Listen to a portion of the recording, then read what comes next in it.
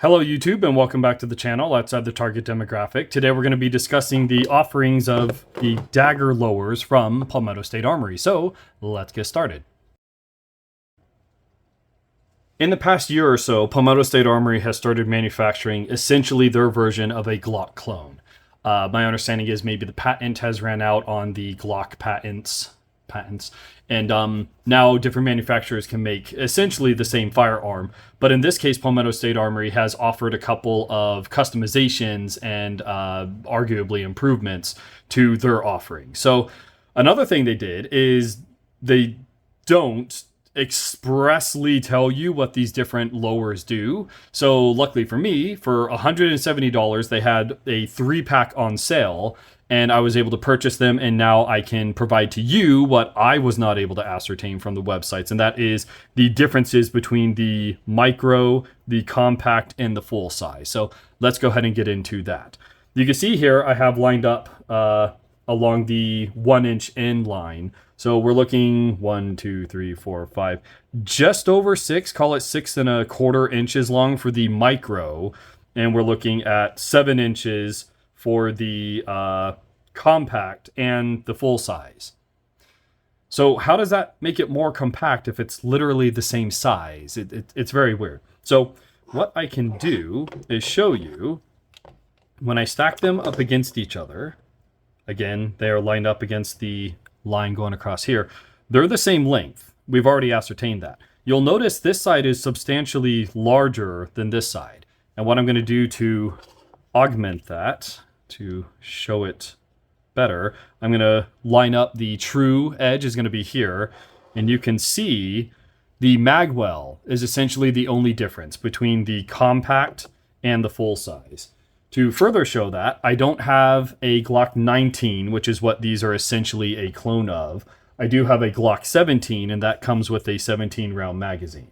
So what I'm going to do is put in a 17-round mag and a 17-round mag, and you'll see a 17-rounder essentially fits flush with this. So this is a 17-round mag well with a Glock 19 upper.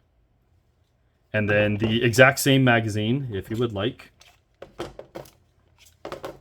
Okay. 17-rounder is flush fit. 17-rounder is now protruding out.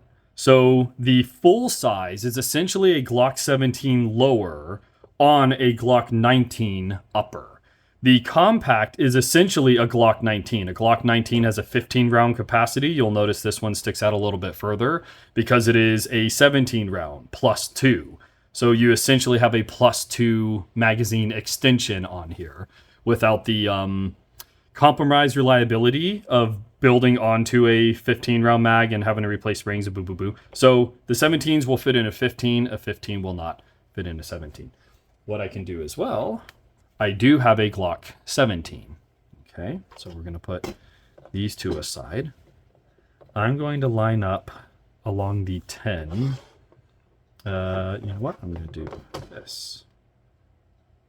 Okay, so the dust cover's a little shorter, and that's because it will not accept a Glock 17 upper. It will only take a Glock 15 upper.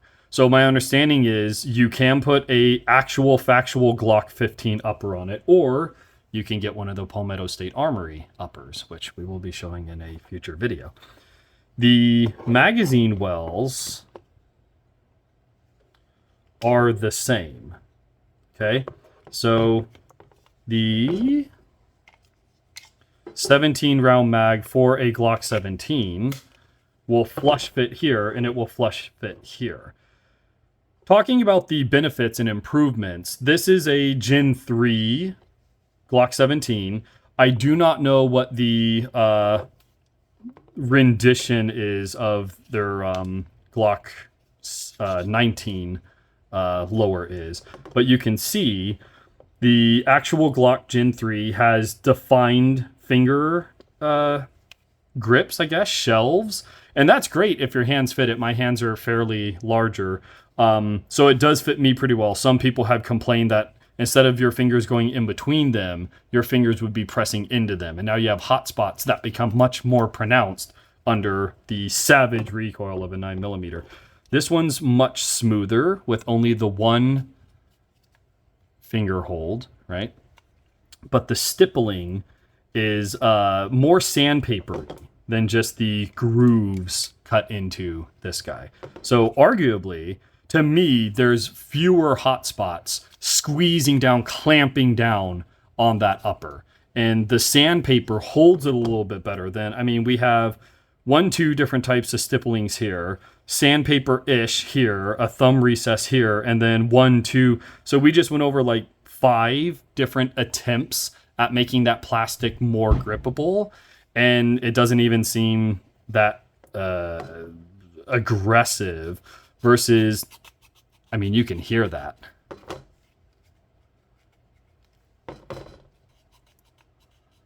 So they did a really good job with that. There's not the thumb recess, which honestly I didn't even realize until now.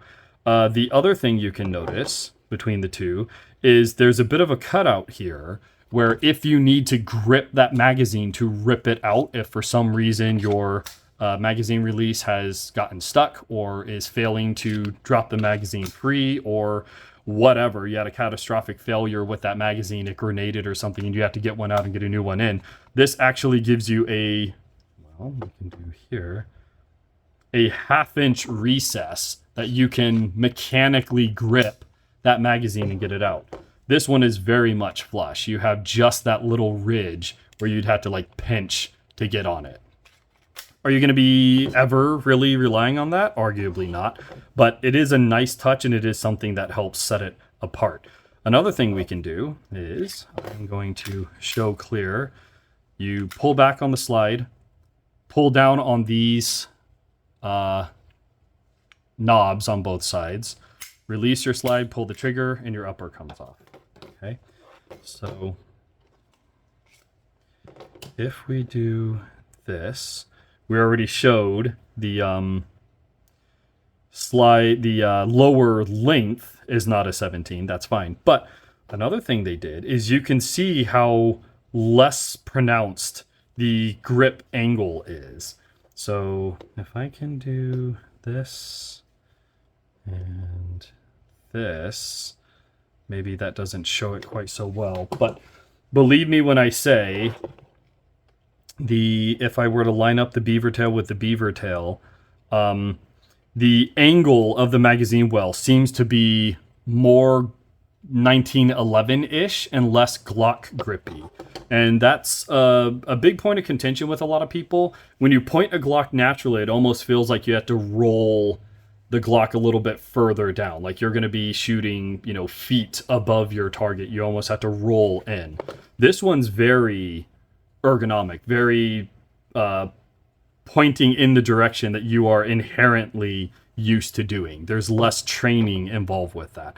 So what I typically tell people if they're new to firearms or if they're looking to purchase one, all of them look pretty. It's not a fashion thing. It is a function thing. You want a firearm that functions.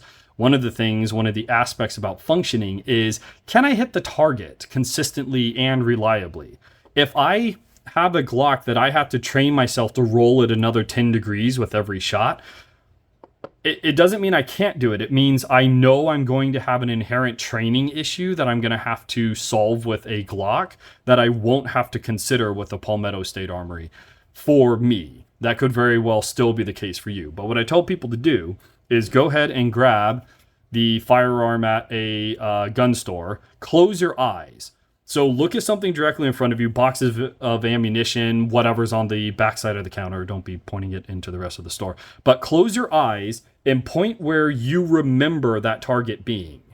Now open your eyes and see if your sights are like this or if your sights are essentially already lined up. And that's going to show you that your muscle memory is already there, your ergonomics are already there, and that's going to be a much less training issue for you to consider when you're buying a gun. So all that to say, the grip is more almost a 90 degree, closer to a 90 degree than the Glocks being closer to like a 45 degree. So there is a inherent angle change with the Palmetto States versus the Glocks. Other than that, they're essentially equivalent. All of the Glock magazines, the Glock 19s, the 17s, and the 32, 33 round stick mags will all work on the Palmetto State Armories. As we go back to the differences here, with my hands, and my hands are a little larger, again, I'm going to put them like this.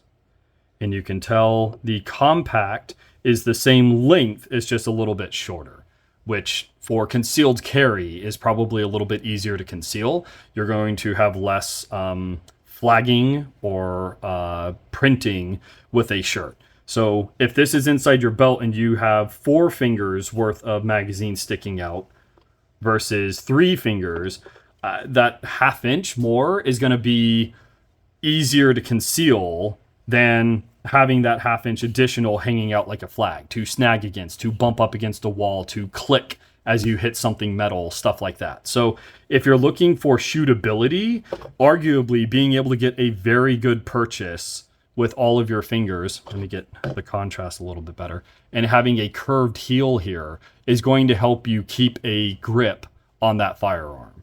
Versus this one, my finger very much wants to hang over, right? So the grip is much larger on this one, and you have the option of having a 17, well, I guess you don't have the option. You can only have a 17 round or a 32 round magazine. With the shorter one, you have the option of a 15 rounder, a 17 rounder, or a 32 rounder stock Glock. As I switch back to this hand, you can see a little bit of my pinky finger is hanging over. Where if I were to switch it for the full sizer, the same amount of my pinky finger that was hanging over is now on the grip itself. So I'm not hanging over like this. I actually have a little bit of room for even a bigger hand, for even a looser grip. This one, I'm going to have to be a lot more compact. I'm going to have to bring my fingers up on it.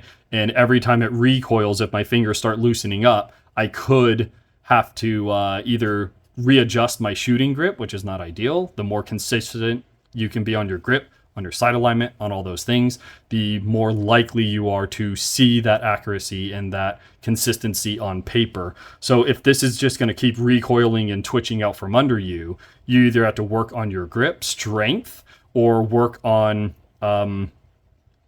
firearm retention, which is not necessarily something you would have to be concerned with the full size. Moving from these two, we have the micro. The micro apparently is a copy of, would that even be a double stack? I'm going to go ahead and put right there. I believe it's a Glock 45 or 44, but it is a substantially thinner frame. And it's also a smaller frame.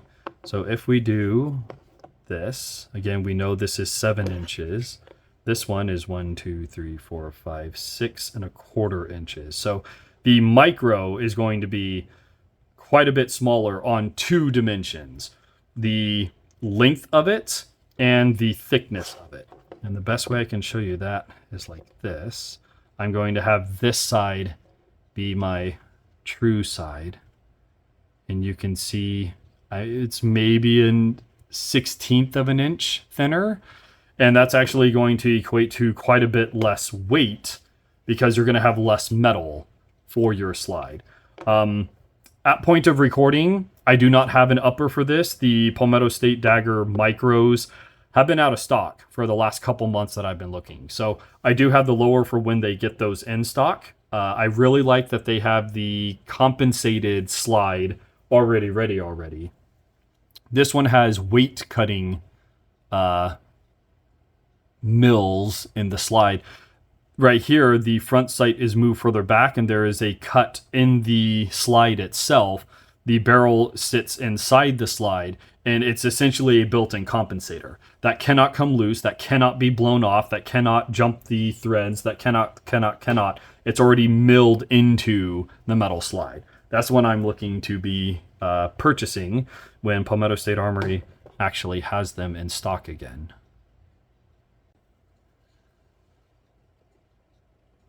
The last thing I can tell you about these guys is in the 3-pack, they did not ship with any magazines. I had to rely on my stockpile that I have for this Glock 17.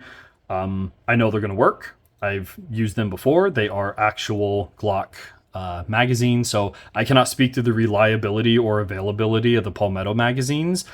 I would assume since Glock's been making the Glock 17 since the 1970s, that anyone making clones or copies of their magazines would probably have pretty decent reliability, if not exceptional reliability. But of the shooting that I have done on the larger frame one, I have not had any issues with the Glock manufactured magazines dropping free every time and feeding correctly, and that the angle change has not affected the feed capacity, and the dimensions of the magwell have not snagged or grabbed on the magazine. So seems to be running perfectly fine. The last thing I have, I guess I can show you guys, is when they arrived, unlike the AR kits that I've gotten or the AR lowers that I've gotten, these were already ready already. And that everything you see here is exactly how you got it when it came out of the bag. I did not have to run any pins. I did not have to tune any springs. I did not have to put anything anywhere. I pulled it out and I can drop a upper on it, and I was ready to go. So I can show you real quick with their uppers. All you're going to do is you have rails right here, just like a Glock. You're going to put the bottom of your slide along the top of your dust cover here. You're going to slide the first set of rails in place. You may hit up against this. So what I recommend is a left-right wobble as you continue it back. Continuing it back. And you'll hear, and I'll do it again for the sake of, you'll hear an audible click. If your finger is on the release levers, you'll feel them twitch under your finger as well. And then you know that everything is good to go. Again, to take it apart, you want to show clear, make sure there's nothing in there. We're gonna pull it back, pull the trigger, push with your thumb, and it separates. Makes cleaning it very easy, makes customizing it very easy. Again, with Palmetto State Armory, you can get different color uppers, you could get different color barrels, you can swap them out very easily. You could get them in different colors, different patterns, different shapes, all the things. And for substantially cheaper than buying a Glock component or aftermarket Glock component already ready, already out of the box, which is why Palmetto State Armory is just killing it recently. So far, I've had a box and a half of ammunition through this guy, call that 75 rounds, and it has performed flawlessly, asterisks, and we'll be covering that in the next video. But so far, I would absolutely recommend these, and you can build the Glock clone however you'd like to, right out of the box from Palmetto State Armory. They have everything you need in my experience so far. So hopefully that cleared up any questions that you may have about the Palmetto State Armory Dagger systems. Again, we have the micro, the compact, and the full size. Honestly, the quality is almost Glock-like. There's no creaking or squeaking. I cannot bend or flex anything. Like I said, of 1.5 boxes of ammunition, the only failures I had were user-induced, and I'll be covering that in another video. But so far, highly recommend them. I'm looking to purchase another slide when they go on sale. That's another thing I'll mention to you is wildly inconsistently, Palmetto State Armory will just randomly put stuff on sale. So anytime you see anything, do go ahead and put it in your shopping cart, but go ahead and sit on it. And it seems like every weekend they'll be putting some component on a rather sizable discount.